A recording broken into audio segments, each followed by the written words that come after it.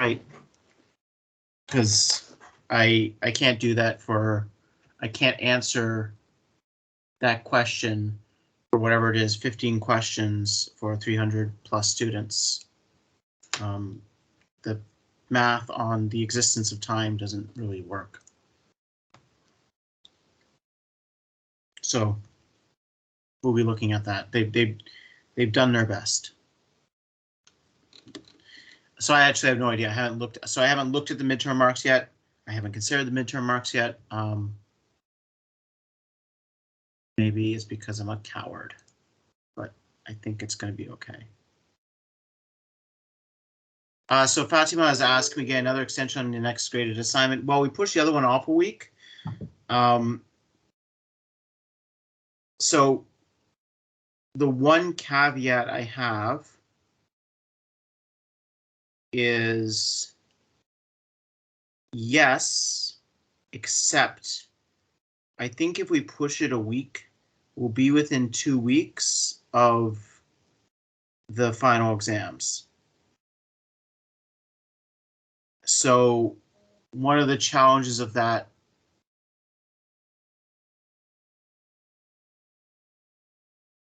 we can make it due Monday. Go live, yeah, okay. No, I'll just extend it to freaking Monday. We'll put it live like Friday night or Saturday night. I'm not sure yet. My students, my grad GAs might not mind a week where they don't have to think about coming up with questions and doing anything like this. So I will push it. I just need to figure out exactly how much I can push it legally.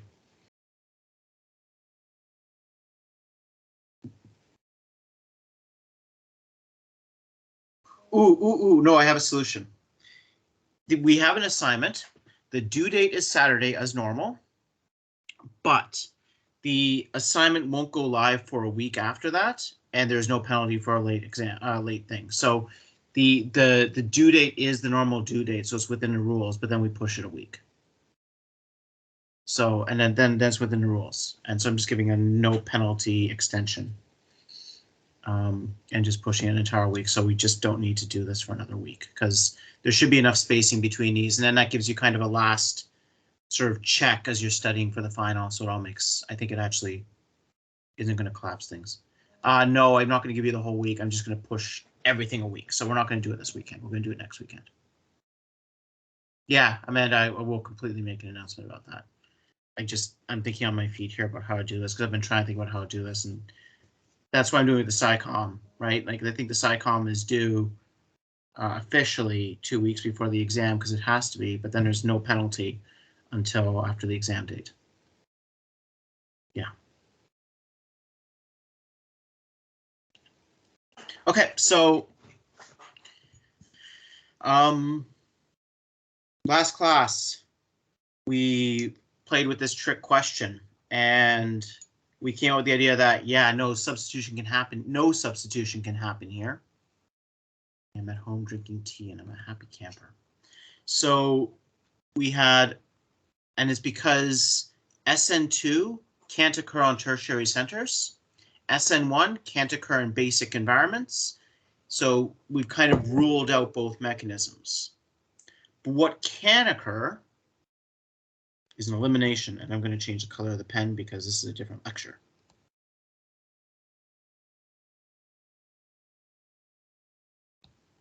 So elimination is like substitution, but not. You kind of go backwards. So what's going to happen here is an elimination reaction. And in an elimination reaction,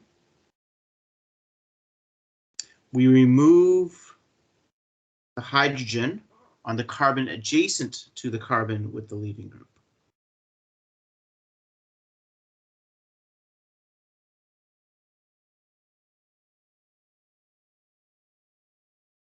So there's a bunch of lectures on this. I think hopefully you guys caught up with it and you're all good. So we're just going to run through a bunch of problems, unless people have specific questions about the elimination lectures, the substitution lectures. We can think of the elimination as being the inverse of addition.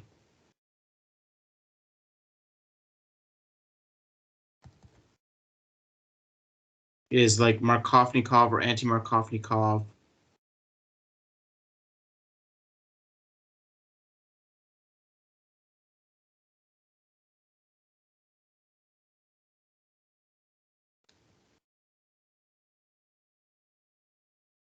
So if we have a double bond and we treat that with HBr, there's no fancy ass resonance going on here.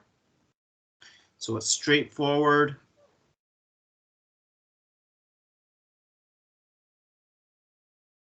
Like that. Because you're going to make the more stable carbocation, and more stable carbocation is a tertiary carbocation. You're going to get that product. The elimination takes us back the other way.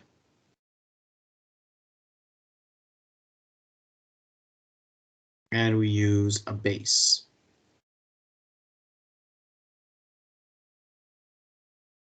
What base? In this case, it doesn't really matter. The substitutions are impossible. So, for example, we could use sodium methoxide if we like. We saw it as a nucleophile in the previous lectures when we were talking about substitutions, but all nucleophiles can also be bases. All bases can also be nucleophiles. It just depends on a few fine tunings of the conditions and matching of sizes. So in the lectures, I'm sure I have my cat video because I love my cat video, and that's all about size. Bases attack the surface of a molecule. Nucleophiles need to thread the needle to hit a carbon. It's a lot harder. So very small things are better nucleophiles. Very big things tend to be better bases. It doesn't mean they can't go the other way. But very big things kind of make shitty nucleophiles because it's hard for them to get to the carbon. I'm glad, Amanda. Sort of. I know. I've actually thought, how much of this course can I reteach using cats? Like, I've got 2 cats, and I need to learn how to get them to actually obey commands so I can get them to do things and visualize chemistry using cats. I think this is the way forward, and I think it's the pedagogy of organic chemistry of the future. But in the meantime, without cats. Can you explain what you mean by backwards Markovnikov? So, this is Markovnikov.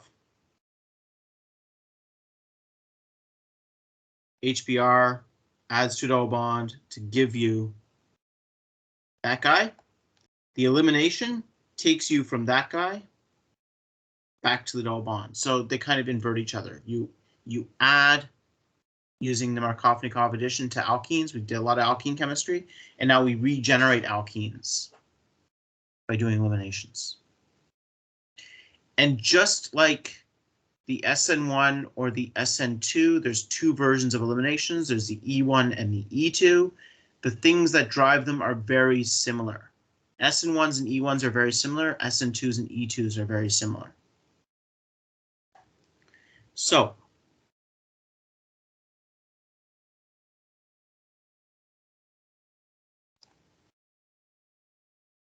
I'm going to say in this elimination, can you provide a mechanism of this elimination? And can you tell me if it is E1 or E2?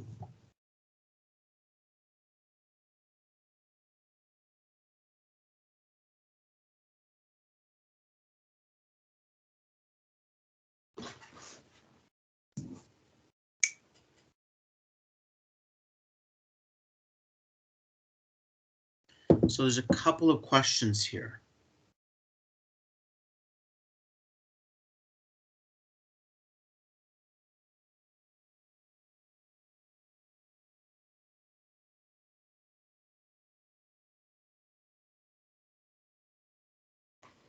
The first one is it E1 or E2?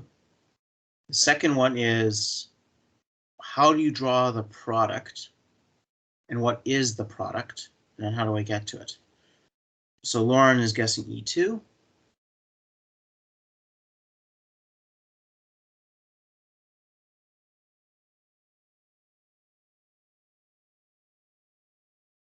Another E2.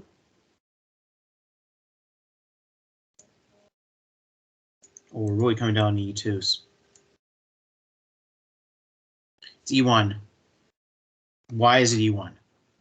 Okay, For an E2, for an SN2, what do you need? You need a strong base. For an E2, what do you need? You need a strong base. The SN2, the strong base acts as a nucleophile. In the E2, the strong base acts as a base. This is a weak base. It is neutral, right? The only thing in here is isopropanol. It's neutral.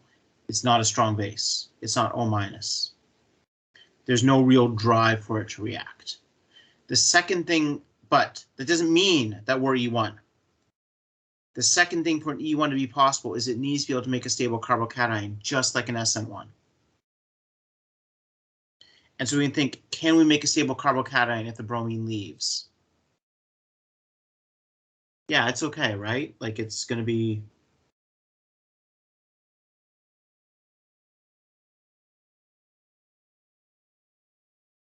It's going to be a tertiary carbocation. I like tertiary carbocations.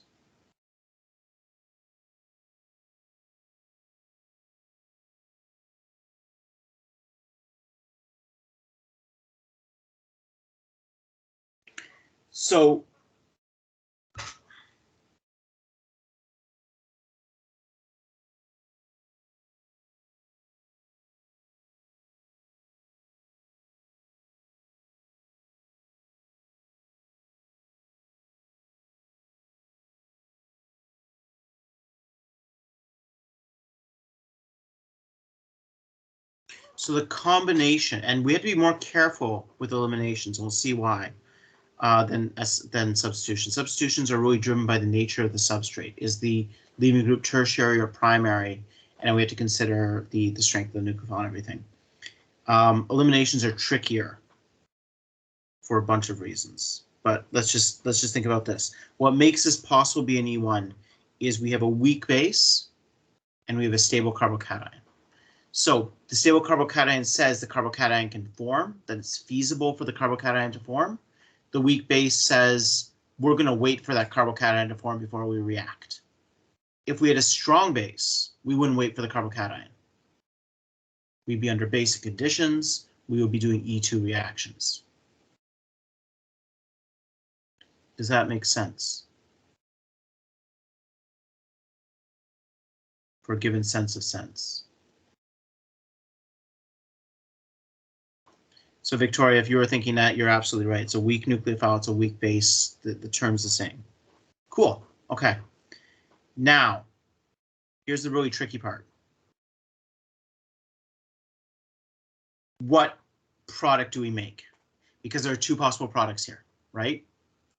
We're lucky. The two orange CH3s are the same because they're both CH3, so they're the same. Can I repeat the part about basic conditions? So when we were doing SN2s and SN1s, we were saying that to make a carbocation, you cannot be basic. You have to be neutral or acidic to make a carbocation. It's the same thing here. To make a carbocation, you cannot be basic. You have to be neutral or acidic. So you cannot do an E1 if you don't make a carbocation. Therefore, if you want to do an E1, you have to be acidic or neutral. Note, in this case, the inverse is not true. You can do an E2 under acidic or neutral conditions, but you cannot do an E1 under basic conditions. I love it when I say you cannot, because I always qualify everything I say. I am not qualifying the statement. You cannot do an E1 under basic conditions.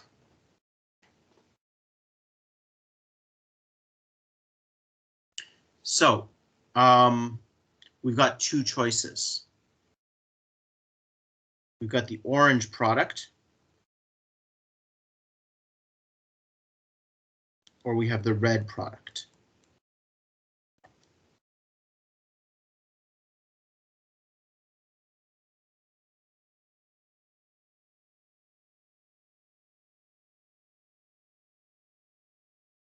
Let's call them A and B. Which one do we think is the product of this reaction? You only get one. You don't get both. It's actually really, really selective.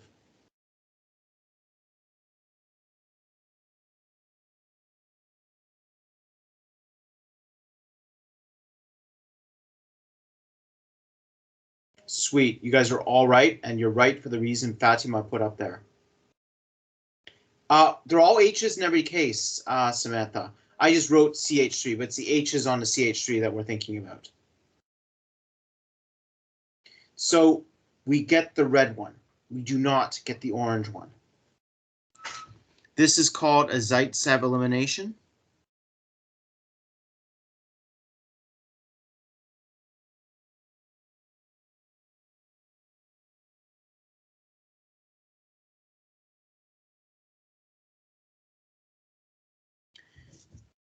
So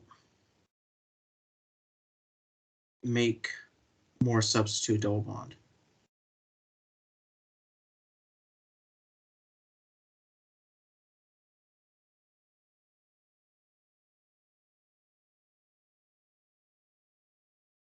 This is the default. You always make the more substitute double bond whenever possible. Unless you're using one of the Hoffman bases, and I think you guys have all watched the lecture because you're jumping in with the right answers here. And this is just, it's not obvious, right? It isn't fucking obvious. For the Hoffman eliminations, you make the orange one, but we would have to use a different condition. We'll see an example of that in a second. What's interesting about this is statistically, this is the least likely outcome, right? Like if every proton had an equal chance of being substituted, there are 6 orange protons and only 2 blue ones. So if it was random chance, you would have 3 orange products for every 1 red, but you don't. It's more like, 98 to 2 the other direction.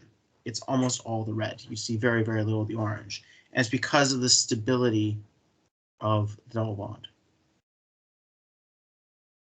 Does substitute double bond mean the double bond can be done different carbons? Well, double bond is always on 2 carbons.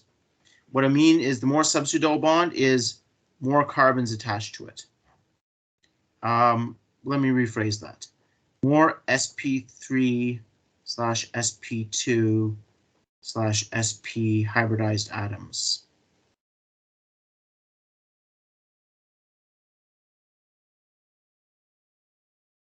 People say more carbons. That's not the best way to think about it.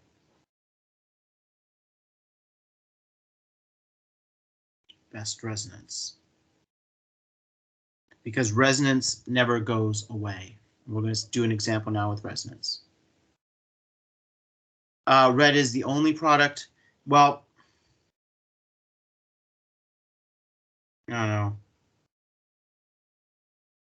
What do you call that? Is that only or major? I go with major, but I'd accept only. It's the only isolatable product. So I'd accept only. You don't need to draw both. If you do draw both, you'd have to indicate one as major. So save yourself the trouble.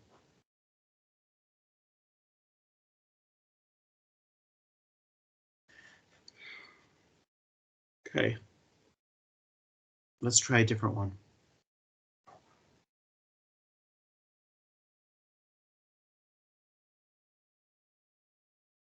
This is actually, I can basically say this is pretty typical of an exam question. So I like these questions.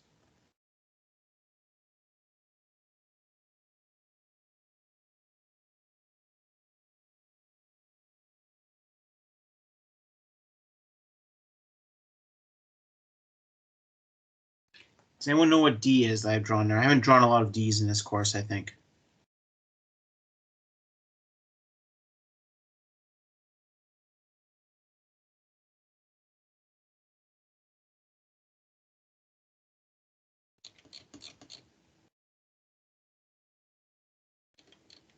Yeah, exactly. Deuterium. So it's hydrogen, but with a neutron. So it's just hydrogen, but I can distinguish between the 2 hydrogens now. I guess I could on paper too by calling one H1, H2, but that's cheating because I can't do that in reality. So we've got this. And I'm going to treat this with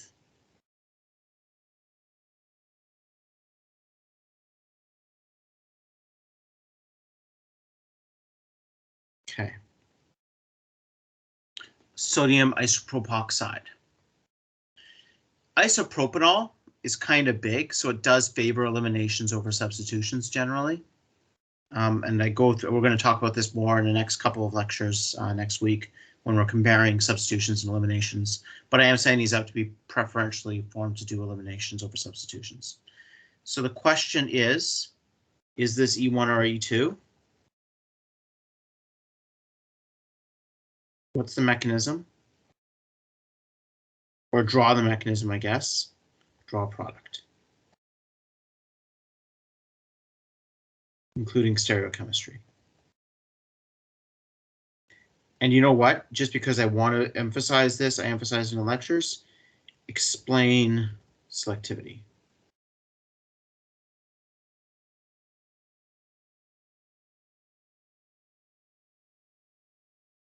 It would, I don't think I've said this before, it would not surprise me if this was an exam question or something very similar to it. It won't be this because I'll make up something else, but it'll be, I can almost guarantee there will be at least one question on the exam which will test this concept.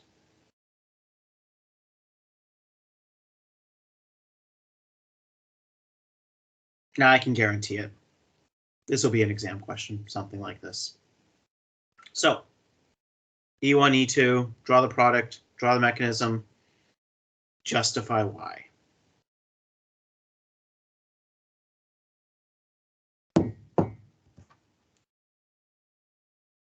So let's start with E1 or E2.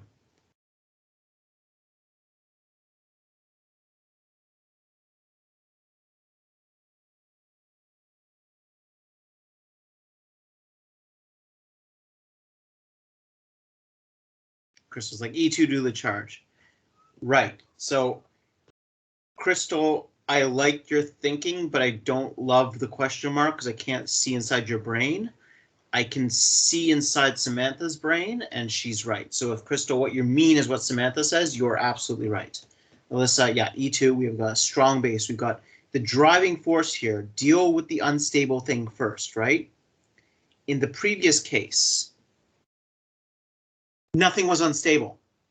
So we need to make something unstable. And the way we did that was we made a carbocation. Like, everything's just fucking staring at each other. Nothing's happening. Here, now we got something that's unstable. We got an unhappy molecule. It wants to do something. Let's get it to do something. Yeah, it's a base. It is a base, Alyssa. It's good. Your base. Okay, strong base. I agree. This is an E2. Okay. Now we've got two possible products here. So the first thing you do when you have an E2 is identify all the hydrogens that are on the carbon adjacent to your leaving group. Identify all the hydrogens that are on the carbons adjacent to the carbon with your leaving group on it. I left out a word. So there's the carbon with our leaving group on it. Here are the two carbons adjacent to that. Here are the two hydrogens. One's a deuterium, but it's a hydrogen because it's got a proton, right? Proton, neutron, it's hydrogen. So we got two possible products. You know what we'll keep with the color scheme?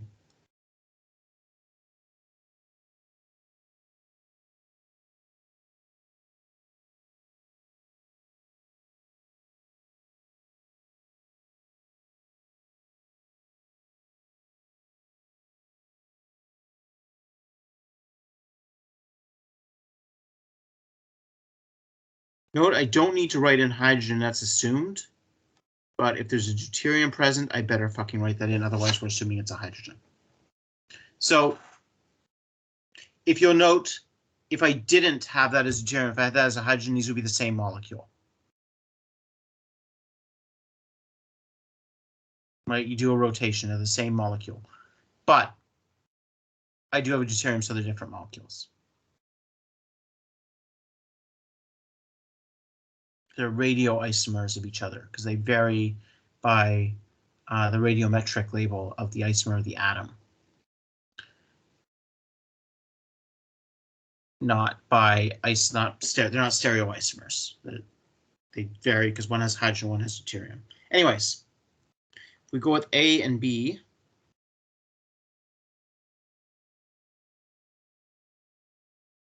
with C being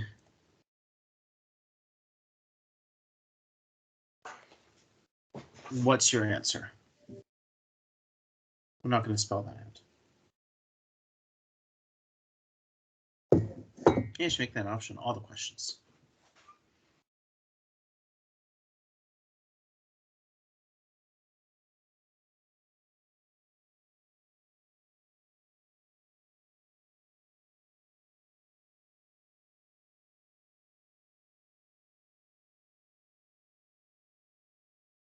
And that's why we're in class.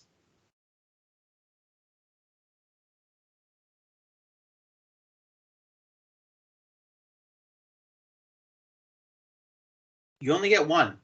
And this, unlike the last case where I said it was 98-2, this is like 99.999999999 to whatever's left over. There's only one product from this.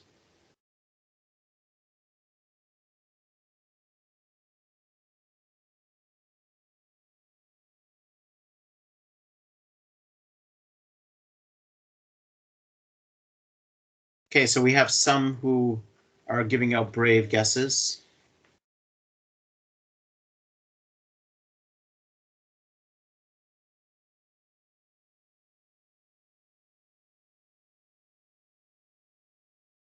I can say the class is not doing well on the exam.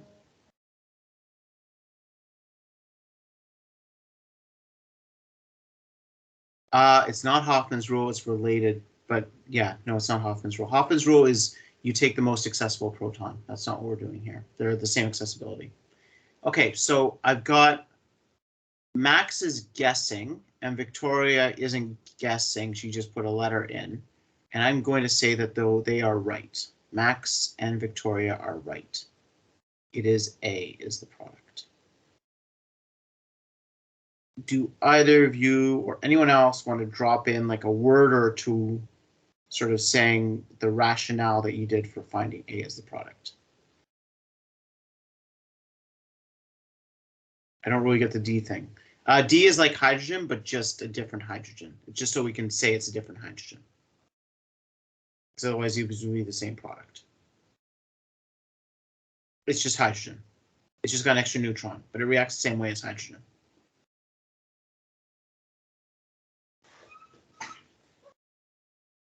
Nope, substituents are the same. Everything's the same. The deuterium and hydrogen are the same size. Everything's the same size.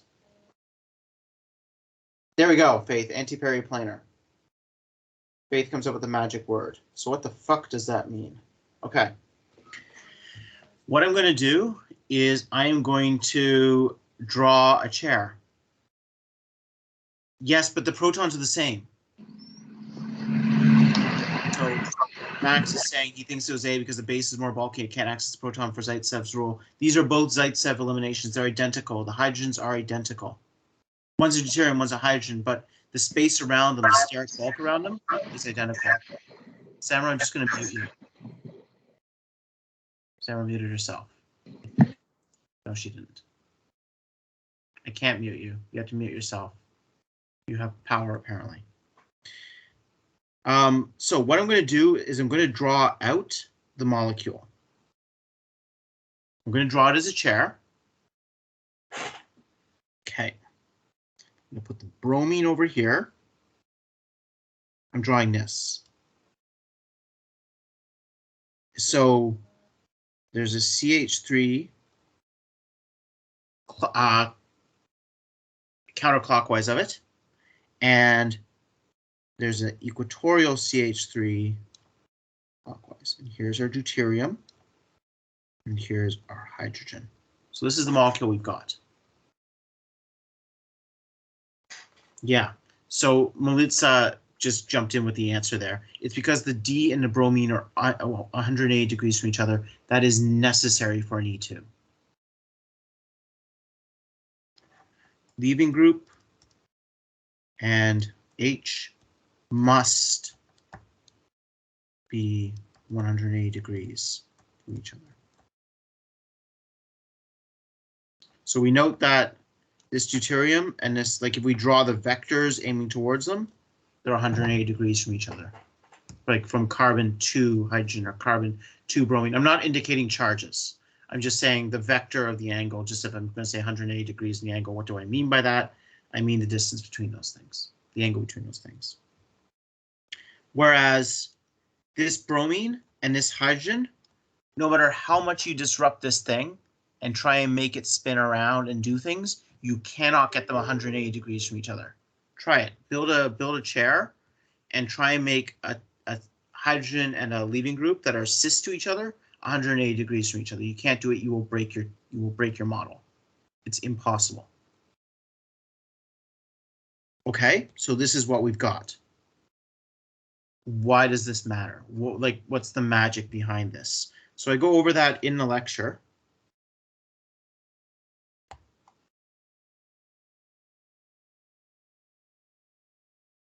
So I'm just going to look at that bond. So we have the bromine and deuterium, they're 180 degrees from each other. I can redraw that as a sigma bond.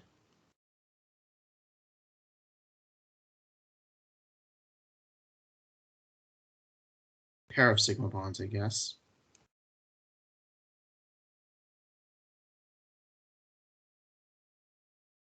Now, I'm just going to skip back for a second to the previous slide. What is the weakest bond on this chair? I'll come back to your question there, Faith. Well, okay, no, Faith, the answer, Faith, in that case would be 50-50 mix. You get both. The hydrogen would go a little bit faster because it's something called kinetic isotope effect, and we are not talking about that. So it'll be slightly favoring hydrogen. Yes, carbon-bromine is the weakest bond. Everything else is a carbon-hydrogen bond or a carbon-carbon bond. Carbon-bromine is the weakest bond. So it's the lowest lying antibonding orbital. And what does the antibonding orbital look like of the carbon-bromine bond? Well, all the other bonds are the same.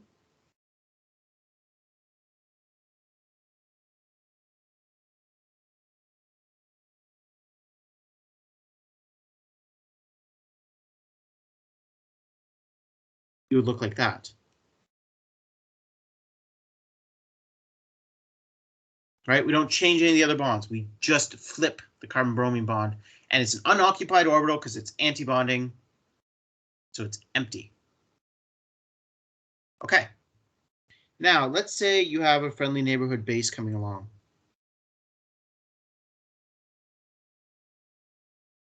It's got 2 electrons in an orbital. It's negatively charged. You know what? Let's be specific. Let's make it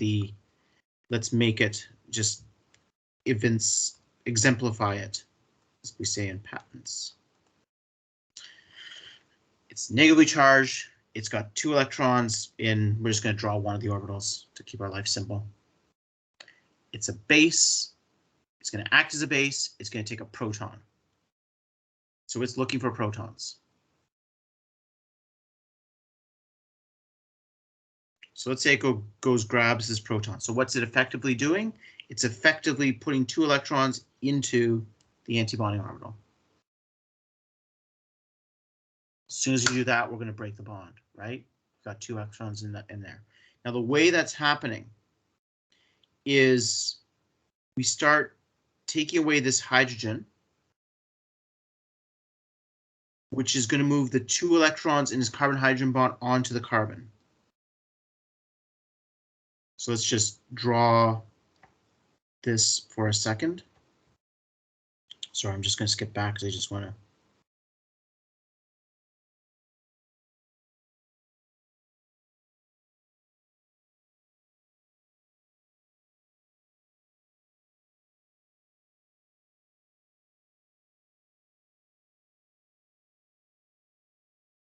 So we'd have this kind of intermediate thing here. Just for a second, we've lost the deuterium. The deuterium, I guess this should be deuterium, not hydrogen in that ball. Sorry.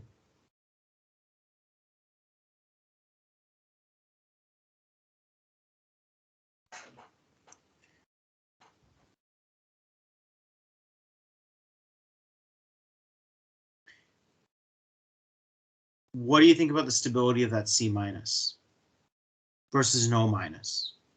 We just use an O- to make a C-. Like, is that a thing?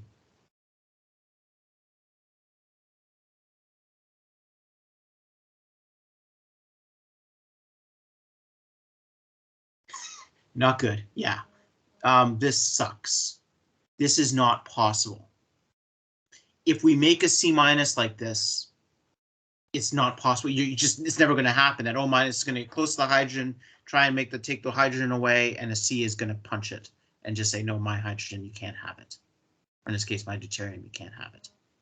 So the only way this is possible is if that C minus is never really a C minus.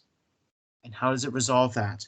Well, we're in an antibonding carbon-bromine bond orbital, and this C minus is getting electrons and is looking around and going, I don't want these electrons. Is there anyone around here who can take these? And it sees this nice big juicy antibonding orbital right next to it, and it dumps them in there. And as soon as it does that, you break the carbon-bromine bond. So that's only possible because this big empty lobe is parallel. It is lined up right next to that lobe. So the electrons are in this bond. It's got a nice big juicy empty lobe next to it, which is low lying because it's a carbon-bromine bond, and leaving groups have weak bonds to carbon by definition. That's why they're leaving groups. And it looks over and goes, oh, thank God, I've got somewhere to dump these electrons. And so it makes a bond between two lobes like that, and that converts itself to two p orbitals that make a pi bond. So we can't make C minus. So E minus must go somewhere immediately.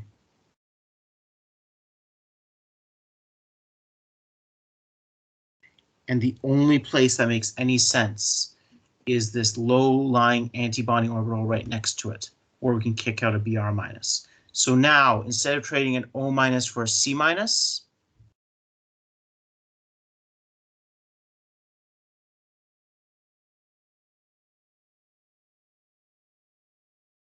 I'm going to draw something that really upsets me, but I'm going to live with it. We've traded a O minus for a Br minus. I like that trade. That's a good trade. So the C minus made no sense. We can't get the Br minus directly. We could if it was a substitution, but our thingy is too bulky, and sterically it can't get to that carbon.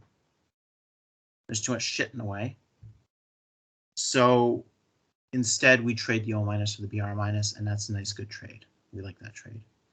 So that is only possible if the hydrogen is being taken off and the leaving group are anti-periplanar to one another.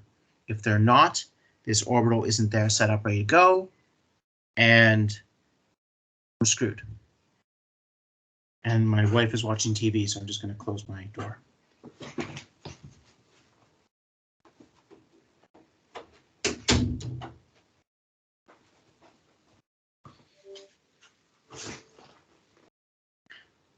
Okay, I do that in the lectures as well. That basically similar version of the spiel. It's different because I do this differently every time, and I never remember what I've done previously. You're also going to be able to find this online. I think it's definitely going to be in your textbook and the sort of the visualizations that they have. They've got some decent animations for that.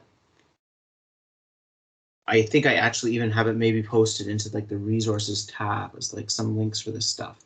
But if not, you can look up sort of mechanism V2 on YouTube, and it will actually visualize this, which is better than me just drawing random lines all over a static web page.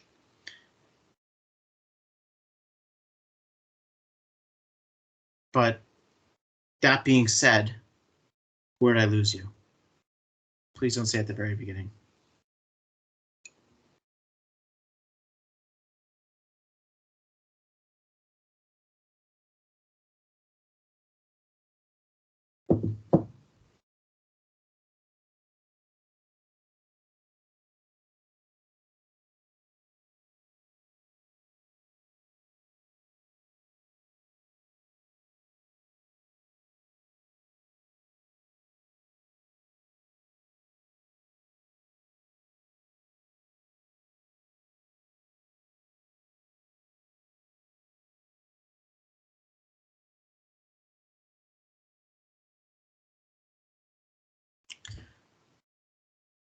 Apparently I didn't lose anybody, which I do not believe for a second.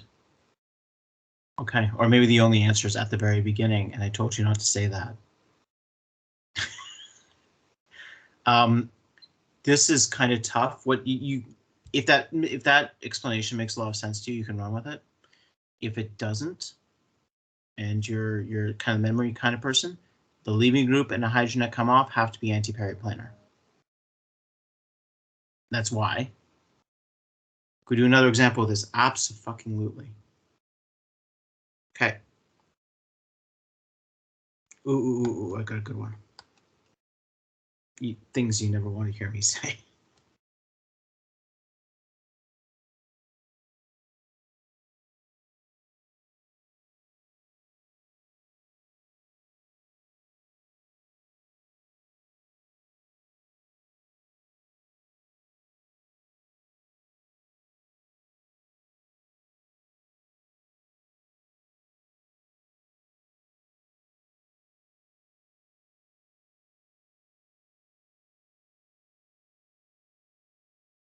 No, I'm not going to draw on the I'm going to leave that as an exercise for you guys to draw on the hydrogens.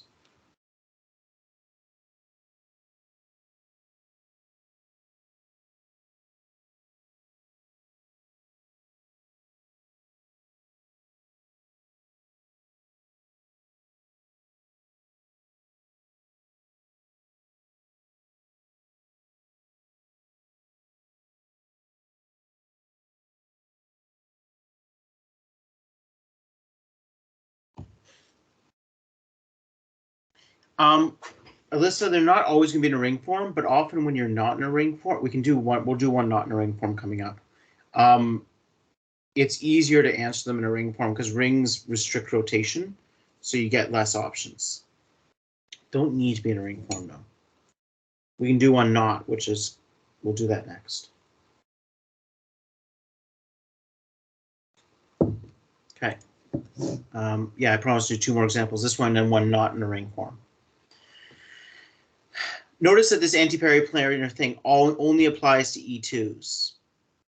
It doesn't matter for E1s because you go through a carbocation, which is already a p orbital, and it's got the 2 lobes, so it can be on either side. It doesn't matter.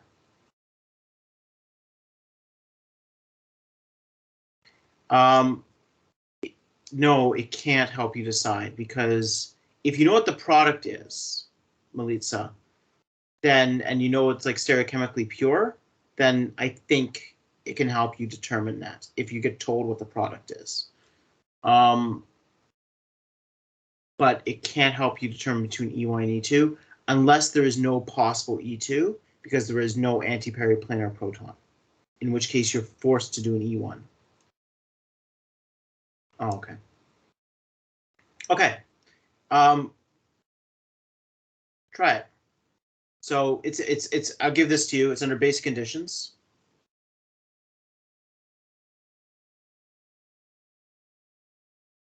Yeah, I can try. Is it an E1 or E2? I'm clicking too many buttons. 1, draw product. 2, explain stereoselectivity.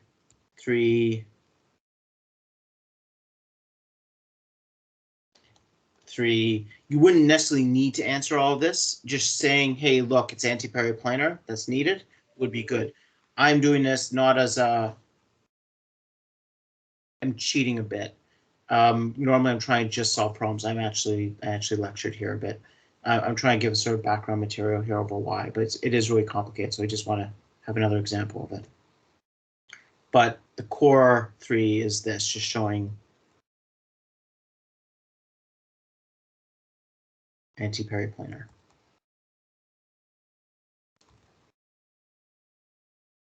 Not anti-periplanar. Note, you can also flip chairs, right? So if they're cis, they'll never be anti-periplanar. If they're trans, they always will be. You might have one where they're both equatorial, flip the chair, and now they're both axial, and you're good. That help, Aurora?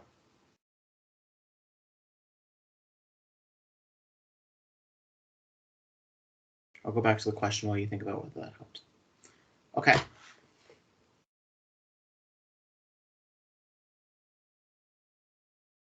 Try her out. You're going to need to draw in your hydrogens. Notice that there are, oh, no, I guess the top carbon, it has 4 bonds. It has no hydrogens. But notice that there are 2 carbons with hydrogens on them adjacent to our leaving group.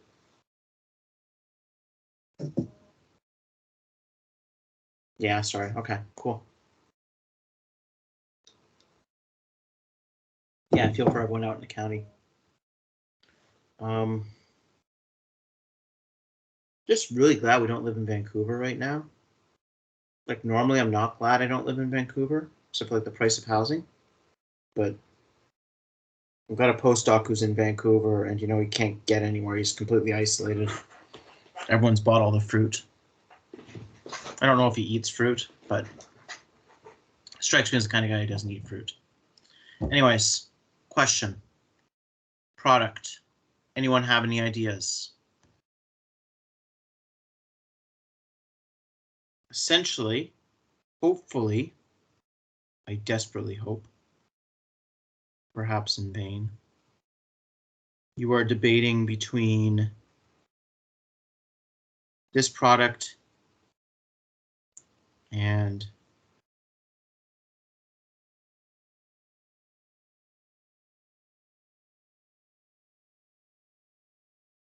this product. You couldn't do the elimination up the middle there because there's no hydrogen at the top.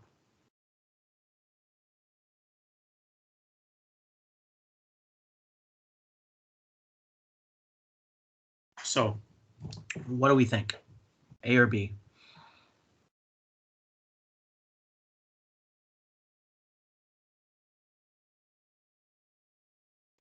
First of all, they are both possible.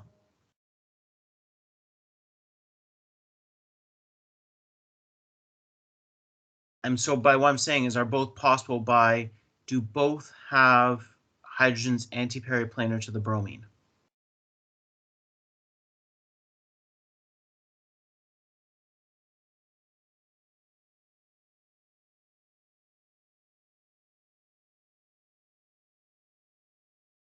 Thank you, Faith. They do. Both are possible. Both have hydrogens antiperiplanar to the bromine, right? There's a hydrogen here. There's a hydrogen here. And this is a decalin. And it's a transdecalin.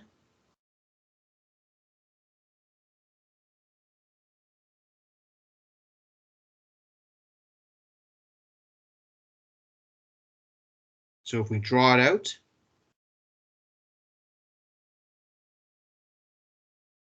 they both have hydrogens antiperiplanar. So B is more substituted. Right, so if this was a Zaitsev elimination, you'd be absolutely right. But then somebody asked me earlier, is this one of those Hoffman elimination things? This is one of those Hoffman elimination things. Yes, always adjacent hydrogens. Hydrogens any further than the next carbon over, Alyssa, don't matter. Because they can't do an E2 elimination. You need to have the orbitals right next to each other on adjacent carbons. I don't care about any of the other hydrogens, and go fuck themselves. These are the ones we care about.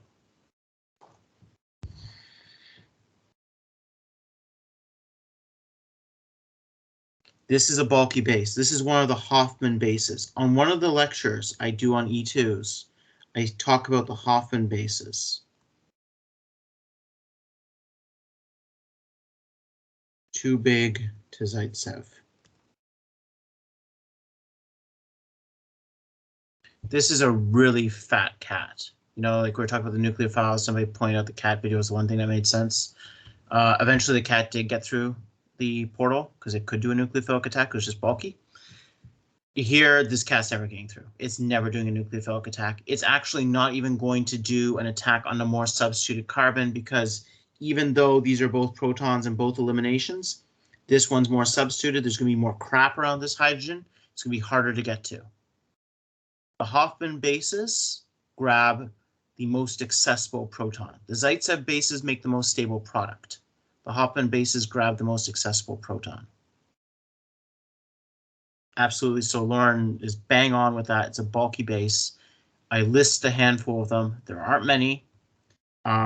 This is kind of one of our go-tos. The other one that's a good Hoffman base that we're going to see is one we talked about last class, which is LDA, which is this guy, diisopropylamide. It is also a Hoffman base. Those two probably account for like 95% of all Hoffman bases.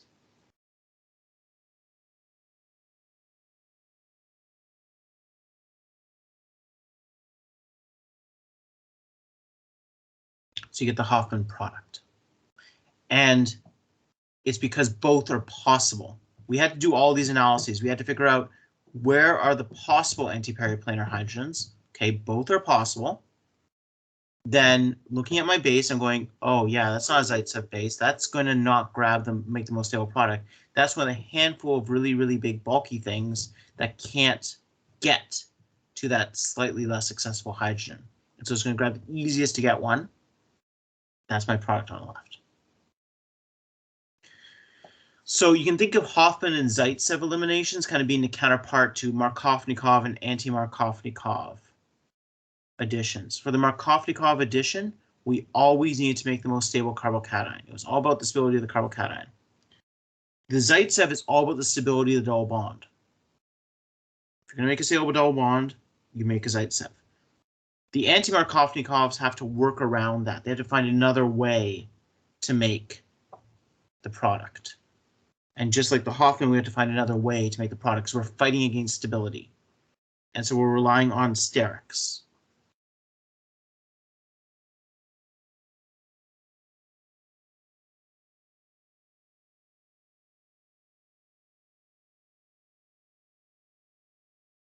So Alyssa said, I don't get why the right product is no good. It's not that it's no good. If the base was smaller, the right product would be the dominant product.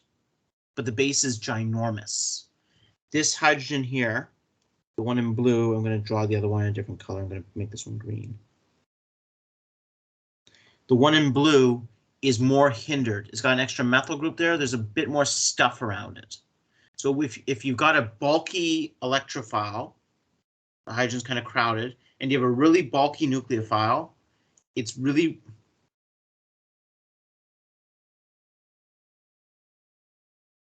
I'm going to stop recording for a second.